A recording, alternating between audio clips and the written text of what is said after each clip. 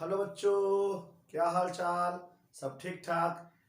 तो आज मैं सॉल्यूशन का नेक्स्ट लेक्चर शुरू करने जा रहा हूँ।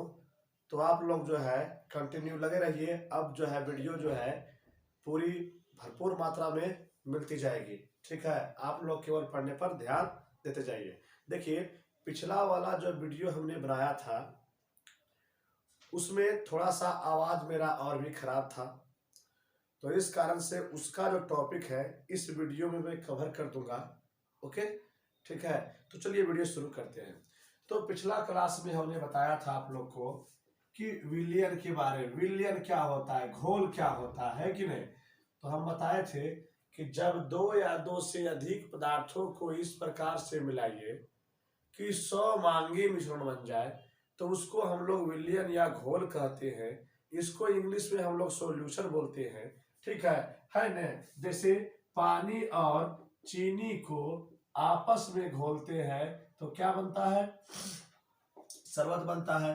तो ये हो गया जिसमें हम लोग क्या करते हैं, किसी पदार्थ को मिलाते हैं उसको विलायक बोलते हैं, और जिसमें कोई पदार्थ मिलता है उसको विलेय बोलते हैं, और मिलने के बाद जो बनेगा उसको हम लोग क्या बोल देंगे, विलयन बोल देंगे। मतलब विलायक और विलेय के मिलने से विलयन का निर्माण होता है। इसको हम लोग ए से लिखते हैं और इसको हम लोग बी से लिखते हैं। ओके, ठीक है। तो हम लोग जानते हैं कि जब भी कोई विलयन तैयार होता है तो उसमें कुछ मात्रा में विलेय होता है और कुछ मात्रा में विलायक होता है। तो कितना कितना परसेंटेज में कौन कौन होता है, तो उसे पता करने के लिए हम लोग परसेंटेज निकालते हैं उसका। ठीक है। तो पहला जो परसेंटेज होता है इसको हम लोग कहते हैं द्रव्यमान प्रतिशत। ठीक है, द्रव्यमान प्रतिशत, इसको लिखते हैं हम लोग W/W परसेंट से। इसको काटिए उठिएगा नहीं। ठीक है, अच्छा है ना। द्रव्यमान प्रतिशत क्या होता है कि अगर कोई भी हमारे पास विलयन तैयार है, ठीक है, तो अगर 100 ग्राम विलयन तैयार हुआ है तो उसमें कितना ग्राम क्या है, विलेय है, या कितना ग्राम विलायक है, तो उसका परसेंटेज क्या होगा। तो उसी को पता करने के लिए जो हम निकालते हैं उसी को हम लोग कहते हैं द्रव्यमान प्रतिशत, मास परसेंटेज या वेट परसेंटेज कहते हैं। ठीक है, कि 100 ग्राम विलयन में घुले हुए विलेय के द्रव्यमान को द्रव्यमान प्रतिशत कहते हैं। इसको W/W परसेंट से लिखते हैं, और इन सभी का कोई मात्रक उतरक होता नहीं है। ठीक है न। तो इसका अगर मैथमेटिकली हम लिखें तो क्या लिखेंगे, द्रव्यमान प्रतिशत बराबर, द्रव्यमान प्रतिशत बराबर विलेय का द्रव्यमान, विलेय का द्रव्यमान और बटा विलायक का द्रव्यमान और गुने 100%। और इसको लिखते हैं हम लोग W/W प्रतिशत से, और ये हो गया आपका WB/W गुने 100%। ठीक है, अच्छा हम लोग जानते हैं कि कोई भी विलयन तैयार होगा तो विलयन का जो द्रव्यमान होता है विलायक के द्रव्यमान और विलेय के द्रव्यमान के योग के बराबर होता है। जैसे जिस तरह से आप लोग कहीं बचपन में पढ़े होंगे कि एक क्लास है जिसमें 20 लड़के हैं और 10 लड़कियां हैं, तो बताइए कि लड़कों का परसेंटेज क्या होगा और लड़कियों का परसेंटेज क्या होगा। ठीक उसी तरह से यहाँ पर भी है कि अगर हम कोई सॉल्यूशन तैयार किए हैं, कोई विलयन तैयार किए हैं, तो उसमें कितना परसेंट जो है विलेय है या कितना परसेंट विलायक है, उसको पता करने के लिए जो निकालते हैं उसी को हम लोग कहते हैं द्रव्यमान प्रतिशत। और ध्यान रखना है, जब द्रव्यमान दिया रहेगा तो द्रव्यमान प्रतिशत, और जब उसका आयतन दिया रहेगा तो उस कंडीशन में आयतन प्रतिशत, और जब एक का द्रव्यमान और दूसरा का आयतन दिया रहेगा तो उस कंडीशन में द्रव्यमान आयतन प्रतिशत होता है। तो देखिए, तो यहाँ पर हमने क्या बोला कि द्रव्यमान प्रतिशत क्या है, विलेय का द्रव्यमान बटा विलायक का द्रव्यमान गुने 100%। यदि किसी क्वेश्चन बोलेगा कि आप विलेय का द्रव्यमान प्रतिशत निकालिए तो ये लगाइएगा, विलायक का बोलेगा तो यहाँ WA/W गुने 100% कर दीजिएगा। ठीक है, अगर विलयन के बोलेगा तो पर भी आप लोग जो है WB/W ही यूज कीजिएगा। इस पर एक दो न्यूमेरिकल में कर लेता हूँ, हो सकता है आपको समझ ज़्यादा अच्छा से आ जाए। ठीक है, देखिए जैसे एग्जाम्पल के तौर पर हमसे कह दिया है कि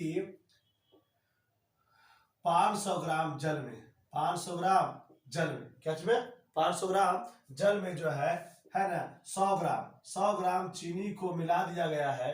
बताइए है ना कि इस यहाँ जो है द्रव्यमान प्रतिशत क्या होगा, द्रव्यमान प्रतिशत क्या होगा, है ना, विलेय का द्रव्यमान प्रतिशत या तो विलयन का द्रव्यमान प्रतिशत क्या होगा। तो देखिए हम बताए थे कि क्या, कि जिसमें घुलता है वो विलायक होता है, तो चीनी पानी में घुल रहा है तो ये विलायक का द्रव्यमान हो गया, ये विलेय का द्रव्यमान हो गया। और हमसे पूछा है द्रव्यमान प्रतिशत, तो द्रव्यमान प्रतिशत होता है विलेय का WB/W गुने 100% होता है। अच्छा, अब यहाँ पर हमें विलियन का द्रव्यमान चाहिए, तो विलियन का द्रव्यमान हम निकालते हैं, तो WA प्लस क्या होता है, WB होता है, मतलब 500 प्लस कितना हो गया 100, कितना ग्राम हो गया 600। तो हम क्या बोलेंगे यहाँ पर कि 100/600 और गुने कितना परसेंट 100%, तो इसे कट गया 3 दूनी 6 और क्या 50 दूनी 100, तो कितना हो जाएगा ये 50/3 हो गया, मतलब 16.66% हो गया। इस तरह से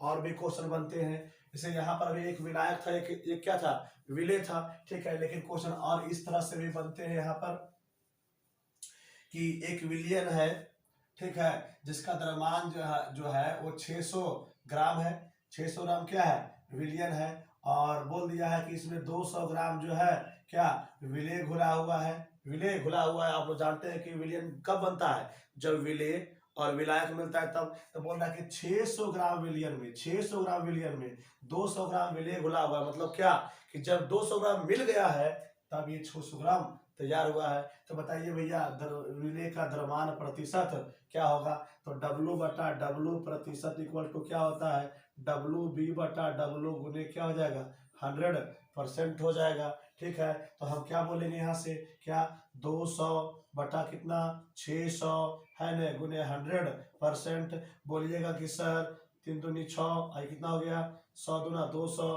तो 100/3 हो गया 33.33%। बोलिएगा सर कि इसमें दोनों को ऐड क्यों नहीं किए, उसमें यहाँ पर विलायक दिया हुआ था, यहाँ विलेय दिया हुआ था, इसीलिए हम लोग दोनों को ऐड कर दिया था, लेकिन यहाँ क्या दिया हुआ है, यहाँ विलियन का द्रव्यमान दिया हुआ और विलेय का द्रव्यमान दिया हुआ है, इसीलिए हमें ऐड करने की आवश्यकता नहीं पड़ेगी, यहाँ ऑलरेडी हमारे पास जो है विलियन का द्रव्यमान दिया हुआ है। चलिए आगे बढ़ते हैं, ठीक है। अच्छा, अगर कभी क्वेश्चन में दे दे कि एक विलियन है जिसका द्रव्यमान प्रतिशत 20% है, इसका मतलब क्या हुआ कि अगर 100 ग्राम विलियन तैयार होगा तो उसमें 20 ग्राम क्या होगा विलेय होगा, क्या होगा विलेय होगा। चलिए अब हम बात कर लेते हैं आयतन प्रतिशत के बारे में। तो आयतन आप लोग जानते हैं कि कोई भी पदार्थ जितना जगह घेरता है ने वही क्या होता है उसका आयतन होता है, और आयतन का मात्रक यहाँ पर हम लोग ml लेंगे या तो लीटर लिया करेंगे। चलिए आगे बढ़ते हैं हम लोग, देखिए अब हम लोग आगे बढ़ते हैं तो थोड़ा ध्यान दीजिएगा, यहाँ पर हम बात कर रहे हैं किसके बारे में, आयतन प्रतिशत के बारे में। तो आयतन प्रतिशत क्या होता है न, वो मैं समझा देता हूँ आप लोग को। जैसे अगर हमारे पास कोई विलेय और विलायक है, ठीक है, तो वहां उसका द्रव्यमान नहीं दिया है, क्या दिया हुआ उसका आयतन दिया हुआ है, क्या दिया हुआ उसका आयतन दिया हुआ है। तो कितना कितना आयतन के मिलने से है न विलियन तैयार हुआ है, तो उसमें विलेय का आयतन का परसेंट क्या होगा या विलायक का आयतन का परसेंट क्या होगा, तो उसको पता करने के लिए जो निकालते हैं उसी को हम लोग कहते हैं आयतन प्रतिशत, ठीक है। और यदि इसको सटीकली डिफाइन करेंगे तो बोलेंगे कि 100 ml विलियन में घुले हुए विलेय के आयतन को आयतन प्रतिशत कहते हैं, और इसको हम लोग W/W% से लिखते हैं, और इसका कोई मात्रक उतरक नहीं होता है, ठीक है। तो आयतन प्रतिशत बराबर हमारे पास जो फॉर्मूला बन के आ जाएगा वो हो जाएगा क्या विलेय का आयतन, किसका आयतन विलेय का आयतन, और बटा किसका आयतन विलियन का आयतन, किसका आयतन विलियन का आयतन, और गुने क्या हो जाएगा, फिर बताइए 100%। तो V/V% इक्वल टू क्या हो जाएगा VB/V गुने 100%। और हम लोग जानते हैं क्या कि V का मान किसके बराबर होता है, VA + VB के बराबर होता है। एक क्वेश्चन कर लेते हैं, क्वेश्चन बोला है कि 200 ml विलेय 200 ml विलेय को 800 ml विलायक में मिलाया जाता है, विलायक में मिलाया जाता है। बताइए विलेय का आयतन प्रतिशत क्या होगा, विलेय का आयतन प्रतिशत क्या होगा। तो चलिए बनाते हैं, यहाँ पर हम लोग जानते हैं कि यहाँ पर ये क्या दिया हुआ है, ये दिया हुआ है विलेय का आयतन, और ये क्या दिया हुआ है विलायक का आयतन, ठीक है। तो पहले कुछ निकालना पड़ेगा विलियन का आयतन निकालना पड़ेगा। हम लोग जानते हैं कि बिना विलियन का आयतन निकाले उसका परसेंटेज हम निकाल नहीं पाएंगे। तो कितना हो जाएगा 800 प्लस 200 कितना हो जाएगा 1000 ml। कितना ml 1000 ml। सो v बटा v percent equal to vb बटा v गुने कितना 100%। सो क्या हो जाएगा 200 बटा 1000 और गुने कितना 100%। तो इसे क्या हो गया कट गया, ये कितना परसेंट आ गया 20%। तो हम क्या बोलेंगे कि यहाँ पर जो है आयतन आया, किसका आयतन आ गया विलेय का जो आयतन प्रतिशत आ गया वो कितना परसेंट आ गया 20% आ गया। ठीक है ना। तो इस तरह से अभी हमने विलेय और विलायक दिया।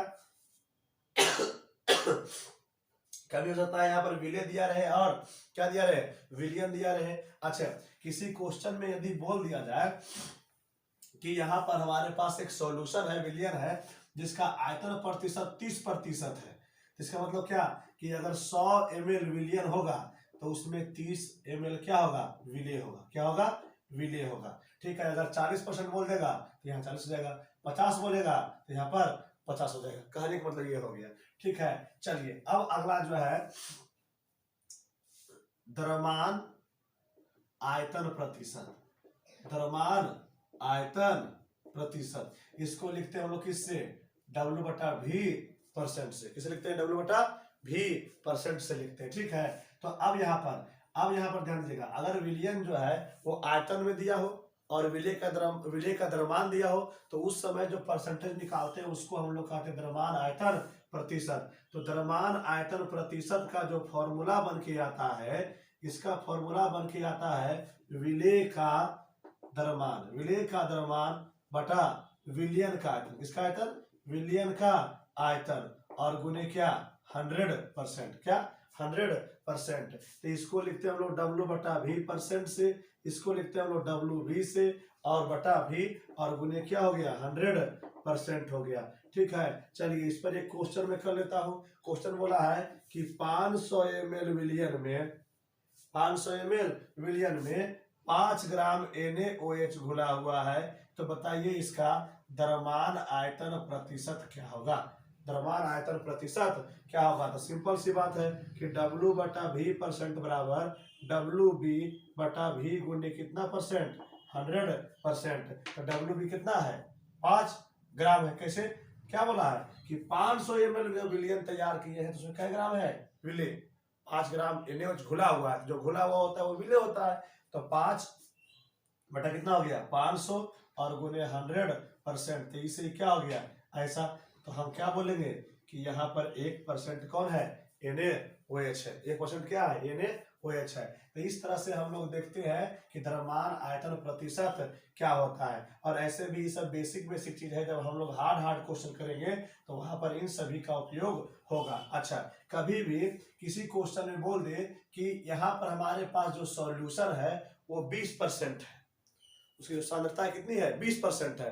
तो सांद्रता 20% है तो प्रॉब्लम आता है क्या कि अरे भाई परसेंट तो हम लोग तीनों पढ़ लिए हैं, एक है द्रव्यमान प्रतिशत, एक है आयतन प्रतिशत और एक है द्रव्यमान आयतन प्रतिशत। और इसमें बोल दिया कि विलियन है जिसका गाढ़ापन जिसका सांद्रता कितना है 20% है। तो कौन हम बात करें तो उस कंडीशन में हम लोग बात करते हैं द्रव्यमान आयतन प्रतिशत के बारे में। ठीक है, मतलब 20% लिखा हुआ है, इसका मतलब क्या हो गया। जैसे आप इस तरह से एग्जाम्पल तो समझिए, अगर आपसे दोपहर में कोई पूछे क्या खाना खा के आए हैं तो जब संभावना क्या रहता है कि दाल भात सब्जी खा के आएगा। दोपहर में सवेरे क्या नाश्ता करके आए हैं तो सब्जी रोटी नाश्ता करके आएगा आदमी, ज्यादातर संभावना 100 में 50 तो वही 100 में 80 तो वही करता है। ठीक है, तो ठीक उसी तरह से अगर खाली 20% दे दिया कि उसकी सांद्रता 20% है तो मान के चलिए कि क्या दिया है वो W बटा V परसेंट दिया हुआ है। अगर द्रव्यमान ना रहेगा तो लिखा रहेगा ब्रैकेट में द्रव्यमान प्रतिशत, अगर आयतन रहेगा तो लिखा रहेगा आयतन प्रतिशत, या तो कुछ ना कुछ ऐसा सेंस देगा जिससे आप समझ जाइएगा। ठीक है, तो अगर 20% दिया हुआ है कि इसकी सांद्रता 20% है तो समझ जाइएगा कि 100 ml यदि विलियन तैयार हो रहे, क्या हो रहा है 100 ml अगर विलियन तैयार हो रहा है तो उसमें 20 ग्राम कौन होगा विलेय होगा। कौन होगा विलेय होगा। कौन होगा विलेय होगा। 100 ml विलियन में 20 ग्राम क्या होगा विलेय होगा। तो क्या यहाँ तक आपको बात समझ में आ रही है। बात समझ में आ रही है तो लाइक जरूर ठोकिए। ठीक है ना। चलिए और आगे की बातें हम शुरू कर लेते हैं। ठीक है, तो देखिए अब आगे हम बात शुरू करते हैं। तो अब हम आगे जो बात करते हैं वो है क्या, पीपीएम। क्या है, पीपीएम। अब पीपीएम क्या है, देखिए पीपीएम का फुल फॉर्म होता है पार्ट्स पर मिलियन। पार्ट्स पर मिलियन। अब पार्ट्स पर मिलियन का मतलब क्या होता है समझिएगा। पार्ट माने भाग हो गया, है ना, पर मतलब प्रति हो गया, और मिलियन मतलब हो गया मिलियन। मिलियन आप जानते हैं, यूट्यूब पर वीडियो देख रहे हैं तो आपको पता होगा मिलियन और बिलियन समझ में आता होगा। ठीक है, कि 1 मिलियन में होता है कितना, 10 लाख। कितना होता है, 10 लाख। कितना होता है, 10 लाख। ठीक है ना। तो वही हो गया पार्ट्स पर मिलियन। अगर हिंदी में बोले तो पार्ट्स प्रति मिलियन। क्या, पार्ट्स प्रति मिलियन। ठीक है, और ध्यान रखेगा कि 1 मिलियन में होता है 10⁻6 होता है। ठीक है, अगर 1 मिलियन आदमी रहेगा 10 लाख आदमी, 1 मिलियन रसगुल्ला रहेगा 10⁻6 रसगुल्ला। ठीक है, इस तरह से होता है। ठीक है ना, तो आगे बढ़ते हैं हम लोग। चलिए अब आगे बढ़ते हैं तो थोड़ा सा ध्यान दीजिएगा क्या आगे होने वाला है, समझिएगा थोड़ा सा। अब ये पार्ट्स पर मिलियन जो होता है यह भी एक सांद्रता निकालने का तरीका होता है। ठीक है ना, कि कोई विलयन जो है कितना अधिक गाढ़ा है या कम गाढ़ा है। ठीक है, तो आखिर इसका उपयोग क्यों होता है, तो इसका उपयोग वहां पर होता है जहां पर विलय की मात्रा एकदम नहीं के बराबर होता है। एकदम नहीं के बराबर होता है। जैसे मान लीजिए कहीं जो है कोई विलयन तैयार हुआ है, और हम बताए थे विलयन जो है ठोस, द्रव या गैस किसी अवस्था में रह सकता है। यदि कोई विलयन तैयार हुआ है और वो विलयन जो है 5000 kg है, और उसमें जो विलय डाला गया है वो 2 ग्राम है, 3 ग्राम है, तो ऐसे कंडीशन के लिए हम लोग पीपीएम का उपयोग किया करते हैं। ठीक है, तो पीपीएम का डिफरेंस होता है 10⁻6 ग्राम। मतलब क्या, 1 मिलियन ग्राम अगर विलयन तैयार हुआ है तो 1 ग्राम विलयन, 1 मिलियन ग्राम मतलब 10⁻6 ग्राम विलयन में घुले हुए विलय के द्रव्यमान को हम लोग कहते हैं पीपीएम। और पीपीएम जो है इसका मात्रक भी पीपीएम होता है, और इसको शॉर्ट में भी पीपीएम लिखा करते हैं। ठीक है, तो ध्यान दीजिएगा। तो पीपीएम का फॉर्मूला जो बन के आता है वो होता है विलय का द्रव्यमान। किसका द्रव्यमान, विलय का द्रव्यमान, और बटा विलियन का द्रव्यमान। किसका द्रव्यमान, विलियन का द्रव्यमान गुणा 10⁻6। तो पीपीएम इक्वल टू हो जाएगा क्या, WB और बटा क्या, W हो जाएगा, और 10 कितना हो जाएगा, 6 हो जाएगा। ठीक है, तो ये क्या हो गया, उसका फॉर्मूला हो गया। अगर हमसे पूछेगा कि एक आपको इस पर जो न्यूमेरिकल बता दीजिए, तो ध्यान दीजिएगा यहाँ पर इस पर न्यूमेरिकल बन सकता है कि हमारे पास एक विलियन है जिसका द्रव्यमान कितना है, 2 kg है। कितना kg है, 2 kg विलियन है, 2 kg विलियन है। और हमसे बोला है कि इसमें 2 ग्राम जो है विलय को मिलाया गया है, विलय को मिलाया गया है। तो बताइए इसकी सांद्रता, किसकी सांद्रता, जो विलयन है उसकी सांद्रता मतलब गाढ़ापन जो है वो पीपीएम में क्या होगा, पीपीएम में क्या होगा। तो देखिए जो मिलाया गया है वो विलय होता है, वो कितना ग्राम है, 2 ग्राम है। जिसमें मिलाया गया है वो विलियन होता है, वो कितना केजी है, 2 kg है। 2 kg बोले तो कितना ग्राम, 2000 ग्राम। कितना ग्राम, 2000 ग्राम। कितना ग्राम, 2000 ग्राम हो जाएगा। ठीक है, तो यहाँ से पीपीएम अगर निकालेंगे तो हम लोग जानते हैं WB बटा W गुने कितना होता है, 6 होता है।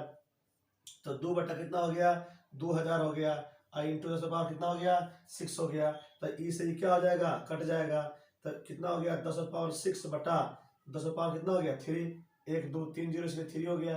तो क्या होगा, 3 0 से 3 0 कट गया, तो 10⁻3 मतलब कितना पीपीएम,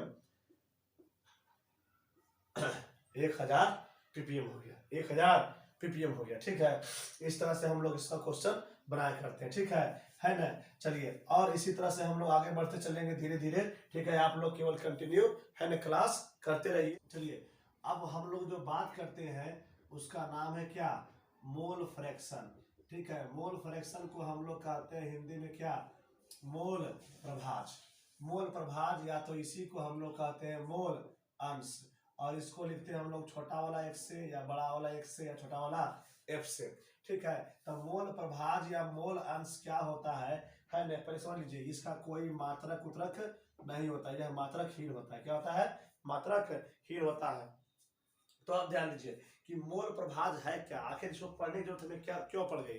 तो देखिए यदि हमें जो है ना कोई विलियन दिया रहे और पूछेगा कि भैया कि विलय कितना भाग है और विलायक कितना भाग है। पहले परसेंटेज बात हो रहा था, लेकिन अब बात क्या हो रहा है कि विलय कितना भाग है और विलायक कितना भाग है। विलेय कितना भाग है और विलायक कितना भाग। हम लोग जानते हैं कि कोई भी चीज का संपूर्ण भाग एक होता है।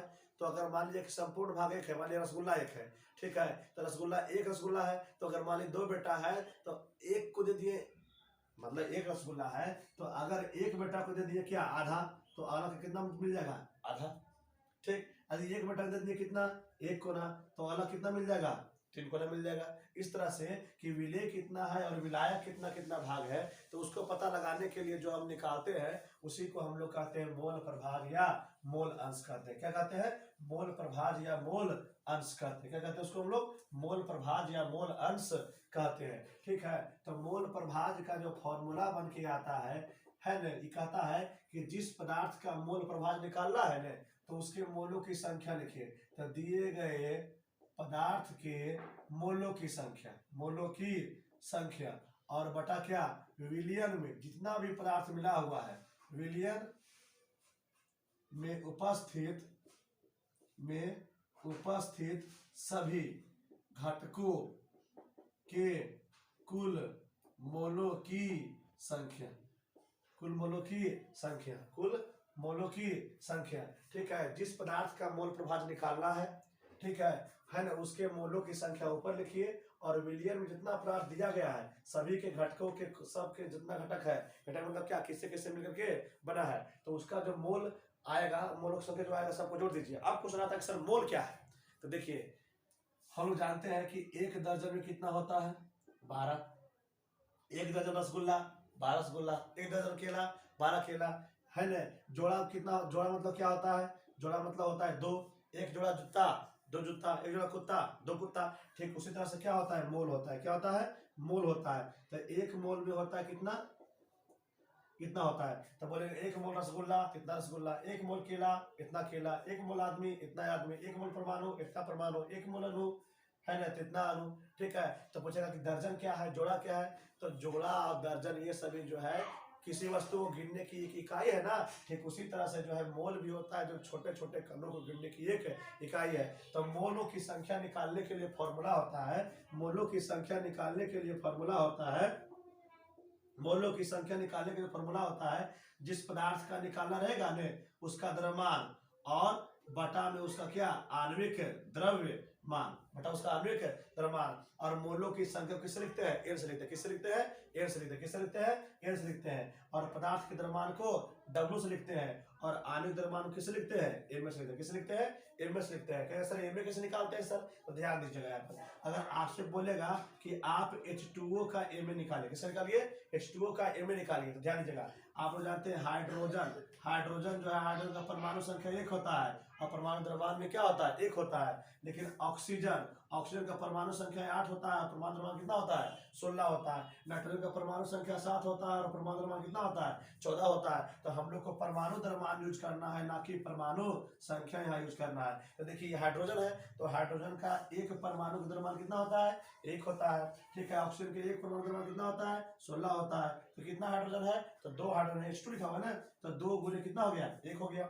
एक हाइड्रोजन का द्रव्यमान 1, तो 2 हाइड्रोजन का द्रव्यमान 2, फिर प्लस 1 ऑक्सीजन है, तो क्या हो गया, 2 + 16 कितना हो गया, 18। और इसका मात्रा क्या होता है, ग्राम बटा मोल होता है, ग्राम बटा मोल होता है। तो यहाँ पर जो है इस तरह से हम लोग निकालते हैं, मोलों की संख्या निकालते हैं, ठीक है। तो चलिए, है ना, तो मोलों की संख्या किस तरह से निकालते हैं हम लोग थोड़ा देख लेते हैं, ठीक है। तो मोलों की संख्या निकालने के लिए फॉर्मूला जो बन के आता है वो क्या होता है, W बटा एम ए। तो हमसे बोलेगा कि 50 ग्राम NaOH में मोलों की संख्या बताइए, 50 ग्राम NaOH में मोलों की संख्या बताइए। तो सबसे पहले द्रव्यमान लिखेंगे, तो द्रव्यमान कितना हुआ, द्रव्यमान है 50 ग्राम, कितना है 50 ग्राम। अगर हम Na निकालेंगे तो किससे निकालेंगे, NaOH का। तो सोडियम का होता है 23, कितना होता है 23, ऑक्सीजन कितना होता है 16, हाइड्रोजन कितना होता है 1 होता है, इस तरह से, ठीक है। तो कितना सोडियम, 1 सोडियम, तो 1 गुने 23,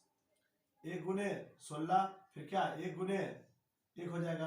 तो 23 + 16 और +1 कितना हो गया, 40 ग्राम पर मोल हो गया। तो यहाँ अगर मोलों की संख्या निकालना रहेगा तो कितना बोलेंगे, 50/40, कितना हो गया, 5/4 मोल हो गया। तो इस तरह से हम लोग मोलों की संख्या निकाला करते हैं। अब प्रश्न आया कि सर तो इसका तो परमाणु द्रव्यमान हमको आधा ही नहीं है, इसका परमाणु द्रव्यमान हमको याद नहीं है, तो कैसे काम होगा? तो जिस जिस समय क्वेश्चन करवाएंगे ना बुआ, तो उस समय बगल में परमाणु द्रव्यमान हम लिखने चल जाएंगे। आप लोग एक तरह जो है लिख करके उसको याद कर लीजिएगा, ठीक है। तो देखिए अब हम बात करते हैं मोलों की संख्या, मोल प्रभाज क्या है। तो अगर कभी भी डेफिनेशन आपसे पूछेगा ने कि मोल प्रभाज किसे कहते हैं, तो बोलिएगा ने कि दिए गए पदार्थ के मोलों की संख्या और विलयन, क्या विलयन में उपस्थित सभी घटकों के कुल मोलों की संख्या के अनुपात को मोल प्रभाज या मोल अंश कहते हैं। इसको छोटका x या बड़का x या छोटका f से शुद्ध क्या करते हैं, सब कोई मात्रक उत्तरक होता नहीं है, ठीक है। और हम लोग जानते हैं कि जिन जिन पदार्थों के मिलने से विलयन बनेगा, तो किसी भी चीज का संपूर्ण भाग एक होता है, तो सबका अपना अपना भाग होगा, और सब भाग को अगर ऐड कर देंगे ना, तो उसका संपूर्ण भाग कितना होता है, एक होता है। तो इसीलिए बोलते हैं कि विलयन में है ना, जितने भी पदार्थ है, जितने भी घटक है, सभी का मोल प्रभाव अगर हम जोड़ देते हैं ना, तो सबका योग कितना आता है, 1 के बराबर आता है। आपको हम पढ़ाए थे कि विलयन कितना प्रकार के होता है, तो उसमें पहला क्या है, द्विअंगी विलयन। क्या है, द्विअंगी विलयन है। तो द्विअंगी विलयन वह होता है जिसमें घटक के रूप में कितना पदार्थ हो, 2 पदार्थ हो, ठीक है। तो हम किसके लिए बात कर रहे हैं, विलेय का मोल प्रभाव, विलेय का मोल प्रभाव। तो हम लोग जानते हैं कि मोल प्रभाव के लिए कुछ लिखते हैं, x लिखते हैं, चूंकि विलेय है इसलिए क्या लिखेंगे, बी लिखेंगे, ठीक है। और चूंकि इसके मोलों की संख्या निकालना है, सॉरी इसका मोल प्रभाव निकालना है, तो जिसका मोल प्रभाव निकालना होता है उसके मोलों की संख्या को आप उसके ऊपर लिखिए, क्या लिखेंगे, NB, मतलब विलेय के मोलों की संख्या। चूंकि द्विअंगी है तो 2 गो रहेगा, एक विलेय रहेगा, एक विलायक रहेगा। तो विलायक के मोलों की संख्या प्लस विलेय के मोलों की संख्या, विलायक के मोलों की संख्या प्लस विलेय के मोलों की संख्या। इस तरह से यदि विलायक का मोल प्रभाव निकालना रहेगा, ठीक है, तो क्या बोलेंगे, XA बराबर Na बटा Na प्लस क्या हो जाएगा, NB हो जाएगा। क्या होगा, Na प्लस NB हो जाएगा। अगर दोनों के मोल प्रभाव को कुछ करेंगे, ऐड कर देंगे, तो देखिए क्या होता है, Na बटा Na प्लस NB, और क्या NB बटा Na प्लस क्या NB। आप लोग एलसीएम ले लीजिए, तो क्या हो जाएगा, Na प्लस NB, ई से ई कट गया एक बार में, तो ये गुने Na ई से ही कट गया एक बार में, एक गुने NB, तो इसे क्या हो गया, कट गया। तो हम क्या बोलेंगे यहाँ से, XA प्लस XB का मान आता है 1 के बराबर। मतलब विलायक का मोल प्रभाव और विलेय का मोल के प्रभाव को ऐड करते तो कितना मिलेगा हमको, 1 मिलेगा। क्या मिलेगा, 1 मिलेगा। अगर यहाँ से XA का मान निकालेंगे तो इस सूत्र भेज दीजिए, तो 1 माइनस XB। अगर XB का मान निकालेंगे तो 1 माइनस कितना हो गया, X हो गया। तो हमने क्या सीखा कि यदि विलयन में 2 पदार्थ दिया हो और दोनों के मोल प्रभाव को ऐड करते हैं, तो उसका योग कितना आता है, 1 के बराबर आता है। अच्छा, यदि त्रिअंगी विलयन हो, त्रिअंगी विलयन वह होता है, त्रिअंगी विलयन वह होता है जिसमें क्या हो, 3 पदार्थ हो। क्या हो, 3 पदार्थ हो। तो किसके लिए हम लोग बात कर रहे हैं, त्रिअंगी विलयन के लिए, ठीक है, त्रिअंगी विलयन के लिए, है ना। तो त्रिअंगी विलयन में मान लेते हैं कोई A है, कोई B है, कोई C है। तो अगर A का मोल प्रभाव निकालेंगे, तो A के मोलों की संख्या बटा A के मोलों की संख्या प्लस B के मोलों की संख्या प्लस C के मोलों की संख्या, XB बराबर NB बटा Na प्लस NB और प्लस NC। XC बराबर NC बटा Na प्लस NB और प्लस NC। और आप लोग जानते हैं कि सबको अगर जोड़ देते हैं ना, तो सभी का मोल प्रभाव किसके बराबर आता है, 1 के बराबर आ जाता है, 1 के बराबर आ जाता है। और ऐसा करते हैं, इस पर एक छोटा मोटा न्यूमेरिकल कर लिया जाए, ठीक है। तो जिससे क्या होगा, थोड़ा सा कॉन्फिडेंस आ जाएगा कि हाँ इस पर जो क्वेश्चन आता है वो क्वेश्चन किस प्रकार से बना करते हैं, ठीक है। तो चलिए एकदम बिल्कुल बेसिक लेवल का एक क्वेश्चन करते हैं। हमने क्या सीखा यहाँ पर कि मोल प्रभाव जो होता है वह ये इस बात को बतलाता है कि कोई विलयन तैयार हुआ है, तो उसमें संपूर्ण भाग यदि 1 है, तो एक भाग में कितना भाग विलेय है और कितना भाग विलायक है, ठीक है, कितना भाग विलेय है, कितना भाग विलायक है, वही बतलाता है मोल प्रभाव, ठीक है। अगर द्विअंगी रहेगा तो उसके लिए 2 पदार्थ रहेगा, त्रिअंगी रहेगा तो उसके लिए 3 पदार्थ रहेगा। और विलयन में सभी घटकों का मोल प्रभाव यदि जोड़ देते हैं ना, तो उस कंडीशन में उसका योग कितना आता है, 1 के बराबर आता है। एकदम ध्यान रखिएगा कि विलयन में सभी घटकों के मोल प्रभाव का योग कितना होता है, हमेशा 1 होता है। 1 से ना तो बड़ा होगा ना तो छोटा होगा, ठीक है। चलिए अब 1-2 क्वेश्चन कर लेते हैं, एक क्वेश्चन कर लेते हैं हल्का हल्का, उसके बाद बाकी जो क्वेश्चन है वो आगे किया जाएगा। चलिए एक प्यारा सा क्वेश्चन है, कहता है 78 ग्राम बेंजीन, 78 ग्राम बेंजीन और 32 ग्राम मीथेन, 32 ग्राम मीथेन को मिला करके विलयन तैयार किया जाता है। बताइए इन सभी का मोल प्रभाज क्या होगा, मतलब इसका मोल प्रभाज क्या होगा, इसका मोल प्रभाज क्या होगा। तो देखिए हुआ, जब भी इस तरह क्वेश्चन आता है ना, तो आप मान लीजिए एक को ए और एक को बी, जो अधिक मात्रा में रहेगा उसको ए मानिएगा, जो उससे कम मात्रा में रहेगा उसको बी मानिएगा, जो उससे कम रहेगा उसको सी मानिएगा, जो उससे कम रहेगा उसको डी मान लीजिएगा। देखिए ये 78 है, आई कितना है 32 है, कितना है 32 है। तो लिखिएगा माना कि बेंजीन बराबर ए, क्यों, क्योंकि ये अधिक मात्रा में है, ये कम मात्रा में 78 ग्राम है, क्या है 32 ग्राम है। आपका इच्छा मानने पर है, आपको जिसको जो मानना है मान लीजिए। अच्छा हम क्या मान रहे हैं कि बार बार इतना लिखने से अच्छा है क्या लिख देंगे ए, तो काम करना क्या हो जाएगा, आसान हो जाएगा। ठीक है, अच्छा अब CH4 है, इसको क्या मान लेते हैं हम लोग, बी मान लेते हैं। ठीक है, तो क्वेश्चन में क्या दिया गया, इतना ग्राम बेंजीन और इतना ग्राम क्या है मीथेन है, तो इसका मोल प्रभाज क्या होगा। तो हम लोग जानते हैं कि यहाँ निकालना पड़ेगा, एक जगह XA और एक जगह XB। तो XA XB निकालने के लिए NA और क्या चाहिए NB चाहिए, और N का फॉर्मूला क्या होता है W/M होता है। तो WA चाहिए और MA चाहिए, WB चाहिए और क्या चाहिए MB चाहिए। तो ध्यान दीजिए यहाँ पर क्या चाहिए WA WB MA MB चाहिए। ठीक है, तभी ना NA और NB मिलेगा, तभी ना XA XB निकलेगा। ठीक है, तो पहले हम लोग WA और WB देखते हैं। देखिए WA WB क्या है, W होता है द्रव्यमान के लिए, तो A मतलब A का द्रव्यमान, तो A का द्रव्यमान कितना है 78 ग्राम, B का द्रव्यमान कितना है बुआ 32 ग्राम। अब निकालना है MA और MB।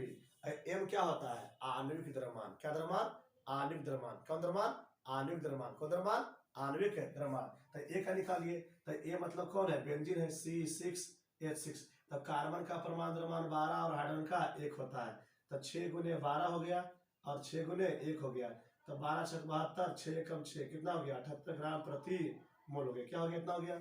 अगर हम यहाँ से MB निकालेंगे तो क्या होगा CH4 न है, तो कार्बन का परमाणु द्रव्यमान 12 और हाइड्रोजन का 1 हो गया, कितना हो गया 1 हो गया। तो हम क्या बोलेंगे 1 गुने 12 और 4 गुने 1, 4 गुने 1, तो 12 + 4 कितना हो गया 16 ग्राम पर मोल हो गया, 16 ग्राम पर मोल हो गया। अब यहाँ से Na और Nb निकाल लेते हैं। तो Na निकालेंगे तो WA/Ma हो जाएगा। ठीक है, तो WA कितना है कितना, Ma भी कितना आया हुआ है 78 आया हुआ है। ठीक है, तो कितना आ गया कट के 1 मोल, कितना मोल 1 मोल। अगर यहाँ से Nb निकालेंगे तो WB/ कितना हो गया MB हो गया। तो WB कितना है 32 है, कितना है 32 है। तो 32 में 32 और नीचे कितना है 16 है, तो कितना आ जाएगा 2 मोल, कितना मोल 2 मोल। अब निकालना है हमें XA, तो XA का फॉर्मूला क्या होता है Na/Na + NB। तो Na कितना है 1/1 + 2 मतलब क्या 1/3। अगर XB निकालेंगे तो NB/Na प्लस क्या NB, सो क्या होगा यहाँ पर NB का मान 2 है, तो 1 + 2 मतलब 2/3, मतलब 3 हिस्सा में 1 हिस्सा जो है बेंजीन है और 2 हिस्सा क्या है मीथेन है। अच्छा आंसर सही है कि नहीं है, कि इसको चेक करने के लिए तरीका है, दोनों को ऐड कर दीजिएगा। दोनों को ऐड करने के बाद यदि 1 आ गया तो बनाया हुआ आपका आंसर सही है, और यदि 1 नहीं आया तो आपका बना हुआ आंसर क्या है गलत है। तो आप लोग के लिए ठीक है, घर के लिए होमवर्क है वो बना लीजिएगा। ठीक है, देखिए क्वेश्चन क्या बोल रहा है समझिएगा। 40 ग्राम NaOH और 50 ग्राम H2O, 10 ग्राम H2O मिला करके जो है विलयन तैयार किया गया है। तो बताइए दोनों का मोल प्रभाज क्या होगा। तो देखिए सोडियम का होता है 23, H का होता है 1 और O का होता है 16। उम्मीद है आप करके देखिएगा कि दोनों का मोल प्रभाज निकलिएगा। ठीक है ना। और ये मान के चलिएगा कि पानी में डालने के बाद NaOH जो है वो टूटता उठता नहीं है, वो टूट जाएगा तब बात कुछ और हो जाएगा। मान के चलिएगा कि NaOH जो है पानी डालने के बाद टूटेगा नहीं। ठीक है, एक क्वेश्चन और आप लोग कर लीजिएगा। 40 ग्राम NaOH को 50 ग्राम H2O में डाला गया है, तो दोनों पदार्थ का मोल प्रभाज क्या होगा, आप इसको मान लीजिएगा। एक क्वेश्चन मैं और देता हूं। 40 ग्राम